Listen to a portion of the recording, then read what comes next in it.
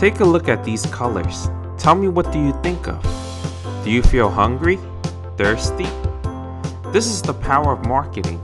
These colors has been deeply embedded in us that we no longer need to see the logo to see what is being associated. BUYOLOGY, Truth and Lies About Why We Buy, by Martin Lindstrom. When I read this book in college, I was both fascinated with marketing and amazed at what I was conditioned to do.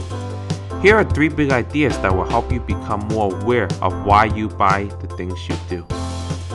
Number 1, product placements.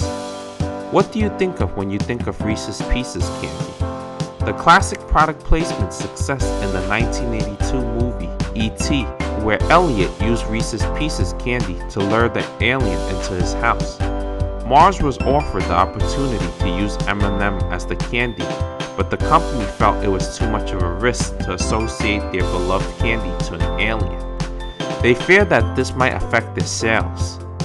Hershey came into the picture and gladly accepted the offer to have their candy placed in the movie. As a result, Reese's Pieces went from a general candy into a huge overnight success, with sales increasing as much as 300%. The candy is also popular due to the movie. A lot of marketers try to imitate the success, but fail. The movie Transformers: Age of Extinction is pretty much a film made specifically for product placements.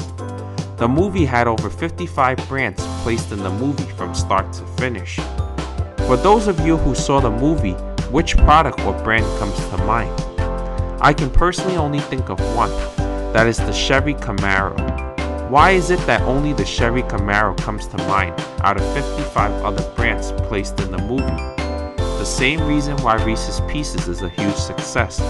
That is because both product is part of the storyline and not just a blatant advertisement. For a product placement to be successful, the product must be part of the storyline. This way we can associate with the hero or connect to the film in an emotional way. When we see these products, our brains trigger a positive emotion called dopamine, which leads us to make an emotional purchase. 2. Rituals and religions. When you are at a campfire, what do you need to buy? Does Hershey chocolate, honey-made graham crackers, and Kraft marshmallows sound familiar? These are the ingredients to the famous American campfire treat, s'more. The s'more ritual was created by the Campfire Marshmallows Company in the 1920s. We still associate these 3 products when we're in the mood for a s'more. Apple is an example of a product that triggers emotion similar to that of a religion. I always wonder why Steve Jobs resembles a priest so much with his black shirt and demeanor. When I see people worship Apple products, I began to understand that Apple has become a cult. I've met Apple fanatics who purchase anything the company releases. I'm guilty to say that I went from owning a BlackBerry, a Dell computer, and a Fossil watch to now having Apple MacBook Pro, Apple iPhone 7, Apple Watch, Apple iPad Pro, and even an Apple Pencil for $100. Scott Galloway of L2 has videos about Apple's successful marketing. Please check that out for more information on how Apple has become a religion. 3. Sex sells.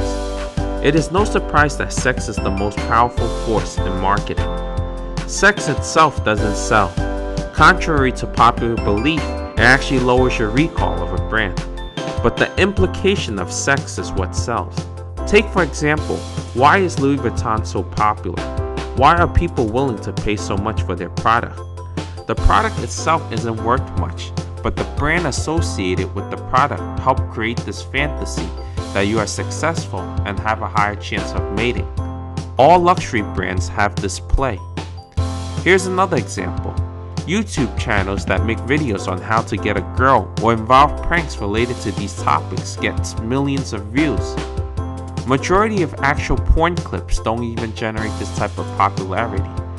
Why is it that some of these clickbaits are more popular than clips that shows actual sex? It is because the videos that shows a guy kissing a girl implies sex but doesn't actually lead to it. It gives the audience space to fantasize on the outcome. Therefore, you can imagine all types of crazy scenarios. Once you watch an actual sex clip, all the magic is gone. Humans are emotional creatures.